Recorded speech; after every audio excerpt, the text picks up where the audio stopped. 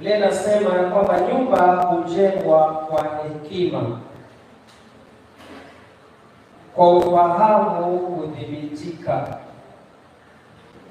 Mstari wa 4 unasema, na kwa maarifa vyumba vyake hujazwa vitu vyote vya thamani na vya kupendeza.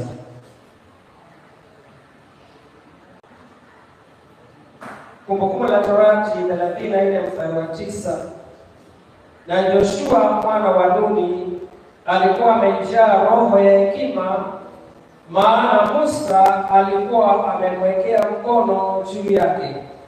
Wana wa Israeli wakamsikiliza, wakafanya kama Bwana alivyomwamuru Musa.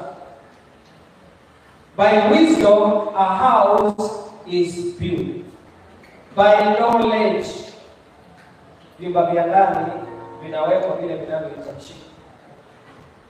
Nataka niongee na mtu asubuhi masaa ya jioni, kwa maana tunaona watu wengi hasa katika nchi hii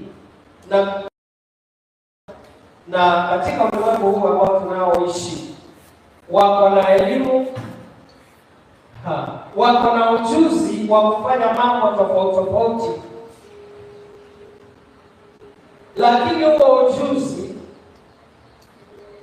waweza kuwa nao, lakini usipokuwa na hekima, huo ujuzi hauwezi kuutumia vile inavyopaswa. By wisdom.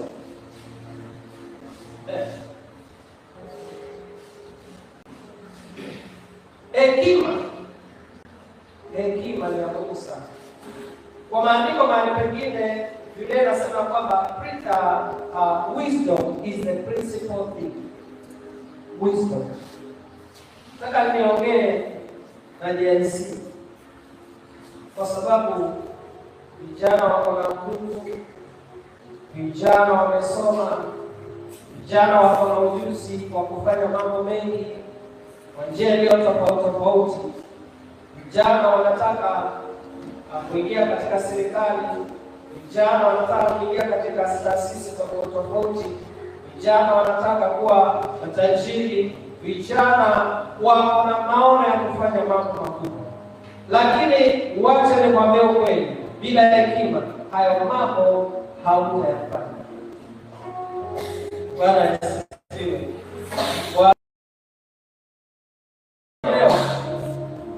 Bwana akaweka ndani ya moyo wangu nikasikia tu kuhimizika ya kwamba mtumishi wa Mungu ambao ninamwalika ataweza kuongea na sisi juu ya hekima.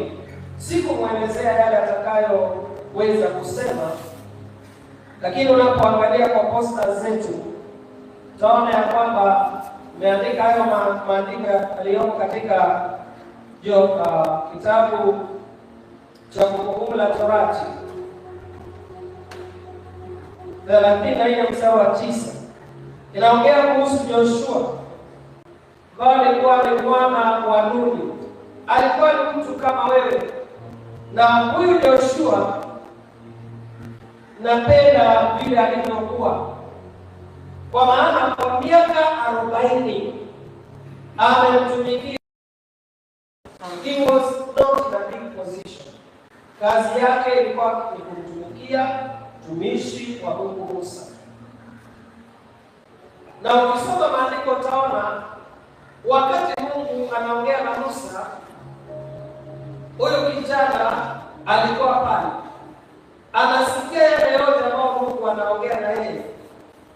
Baada ya Mungu kuongea na yeye, Musa anatoka kwa hema la kukutania, in the presence of God anaenda, lakini Joshua anabakia. Wengi wetu we don't even have the time. Kitambo pasta ache, hata hauko, unakuja kama wewe ndio mighty man, ndio mighty woman of God, pasta hauko pale. Alafu kitambo hata pasta amalize ushaenda.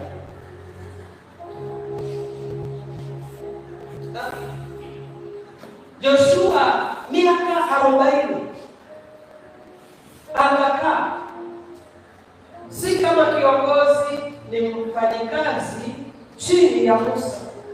Leo hii wewe wataka uongoze nchi hii kwa sababu kwa digrii zako kadhaa, hautaweza na competition, hautaweza. Utapinga mawe, utaongea vibaya na hautaongoza because you don't have wisdom.